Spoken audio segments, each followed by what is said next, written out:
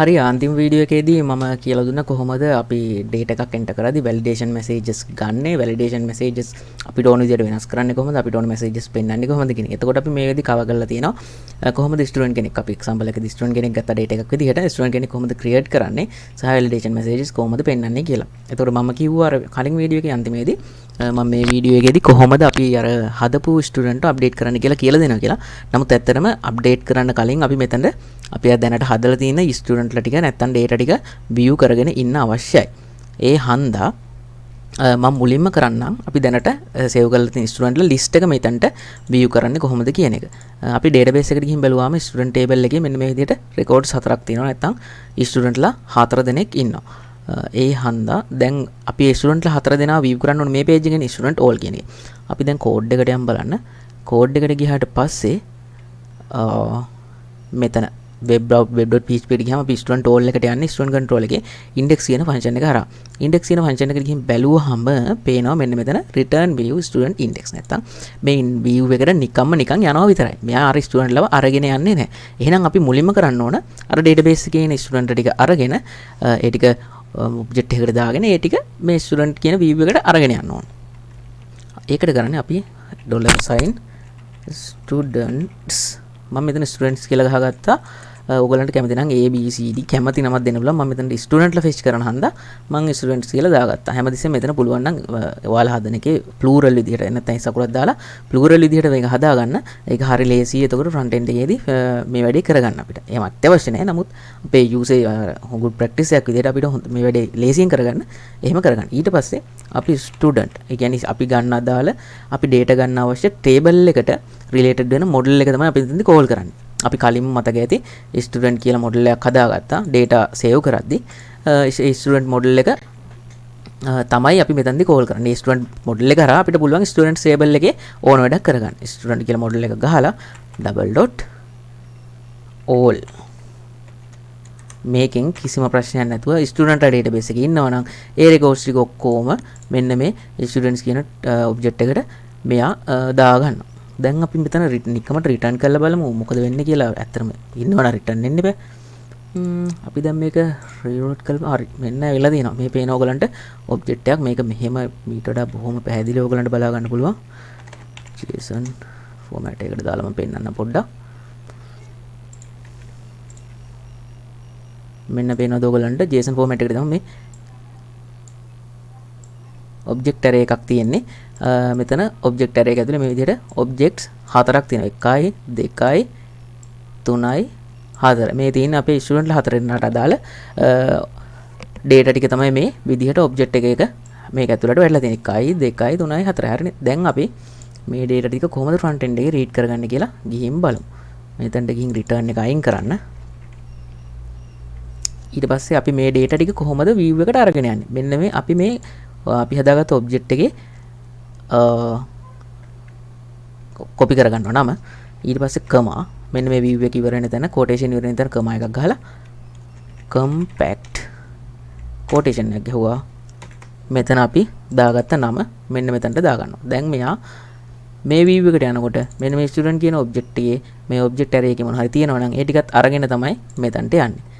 දැන් මේක ඇතුළට ඇවිල්ලා තියෙන්නේ. අපිට ඇවිල්ලා තියෙන ටික view කරන්න කලින් දැන් නිකන් බැලුවාම ඒක මෙහෙම මෙන්න මෙහෙම view කළා කියලා කිසි දෙයක් නැහැ. සාමාන්‍ය විදිහටම තියෙන. දැන් මුලින්ම කරන්න ඕනේ මේ dummy data නේ. මේ rows දෙක අපිට වැඩක් නැහැ. මේ row දෙක අයින් කරගන්නවා code එකෙන්. මේ row දෙක කියන්නේ මෙන්න මේ දෙක. අපි අයින් කරගත්තා. ඊට පස්සේ අපි reload කරලා බලමු අතන rows දෙක අයින් වුණා නේද කියලා. හරිනේ අයින් වෙලා තියෙනවා. දැන් අපිට ඕන table එකේ අර වගේම user එක row එක ගානේ වෙන වෙනම rows ටිකක් load කරගන්න. මේ කරන්නේ add for each මගේ දැන් මේ දේවල් suggest වෙනවා මොකද මම extension දාගෙන තියෙන හන්දා. ඕගලන්ට suggest උන් නැත්තම් හිතන්න එපා extension කීපයක් දාගන්නවා. extension නම් ටිකක් comment එකක් දාන්නම්. නැත්තම් මේ ටික manual type කරගත්තා නම් වැඩේ ඉවරයි. හරිද? මෙතන as එකට x නෑන් ගහනවා $sign students අපි අර front end එකෙන් back end එකෙන් අරගෙන ආව object name එක තමයි මෙතනට ගන්න. ඊට පස්සේ මෙතනට x y z ඔය කැමති එකක් ගහන්න පුළුවන් කිසි ප්‍රශ්නයක් නැහැ. නමුත් මගේ පහසුවට මම student කියලා ගහගත්තා. මතක තියාගන්න මෙතන students ගහලා තියෙන්නේ. මේක student ඒක වචනේ මෙතන ගහලා තියෙන්නේ. n4h එක මේ tr එකෙන් එළියට මම ගෙනියනවා. හරිනේ. දැන් නිකන් රීලෝඩ් කරලා බලමු මොකද වෙලා තියෙන්නේ කියලා. හරි. මෙතන රෝස් 4ක් ඇවිල්ලා තියෙනවා. එතනම දැන් ඔයගලන්ට හිතා ගන්න පුළුවන් ද ඇයි මේ රෝස් 4ක් ආවේ කියලා. ඔව් ඒකට හේතුව තමයි අපි අර ස්ටුඩන්ට්ස් ගෙනාවු ඔබ්ජෙක්ට් ඇරේ එකේ ඔබ්ජෙක්ට්ස් 4ක් තිබ්බා. ඒ ඔබ්ජෙක්ට්ස් 4 ආවේ මෙන්න මේ රෙකෝඩ්ස් 4ට හරියන්න ඔබ්ජෙක්ට්ස් 4ක් ඒ ඔබ්ජෙක්ට් ඇරේ එකේ තිබ්බා. ඉතින් එයා කරන්නේ අර ඔබ්ජෙක්ට් ඇරේ එක රීඩ් කරලා ඔබ්ජෙක්ට් ඇරේ එක දිගාරිනවා ඒක ඇතුළේ දෙන ඔබ්ජෙක්ට් ගානට. ඉතින් දැන් මෙතන මුකුත් අපේ අරගේ ආපු ඩේටා මුකුත් view වෙලා නැහනේ. දැන් අපි මෙන්න මේ කොලම් වල පිළිවෙලින් මේව view කළා නම් හරි.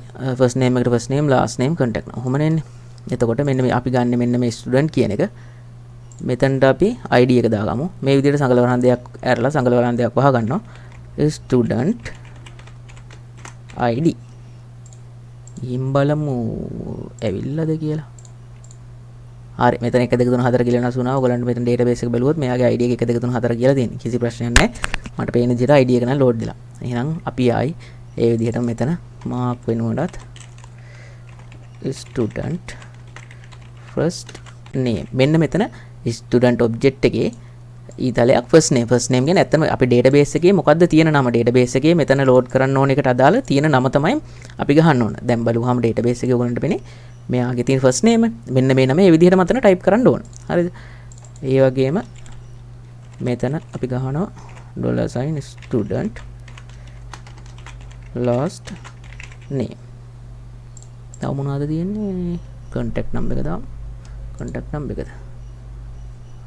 මෙතන අපි handle කියන එක contact number කියලා දාමු.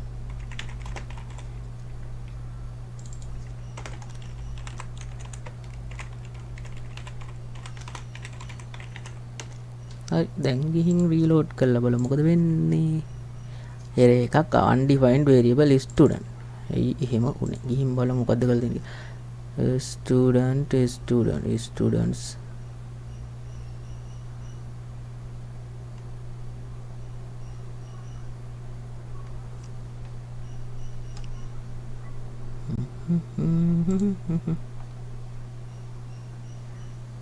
දෙවෙනි ස්ටුඩන්ට් ස්ටාරනේ හරි හරි මං ස්පෙලින්ස් කරද්දලා මෙතන ස්ටුඩන්ට් තියෙන්නේ මෙතන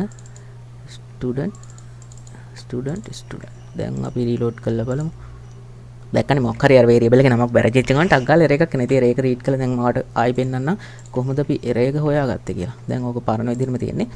රීලෝඩ් කරන්න. මෙතන තියෙනවා undefined variable student. හරි.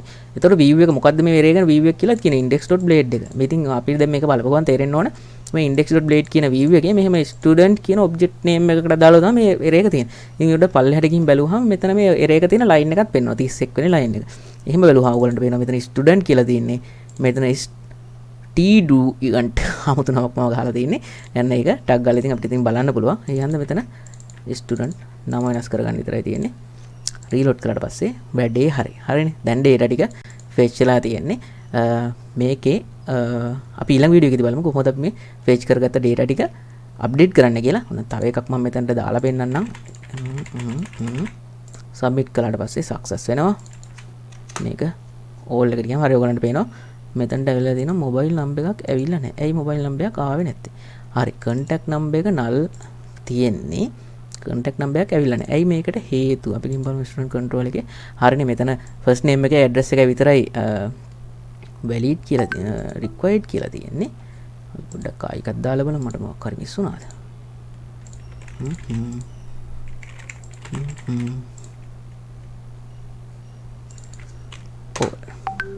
හරි contact number එකක් මම කලින් එකේ ගහන්න නැතුව ඇති ෂෝ එකටම අපි බලමු අප්ඩේට් ගහද්දි මෙතන කොහොමද contact number එක දාගන්නේ කියලා.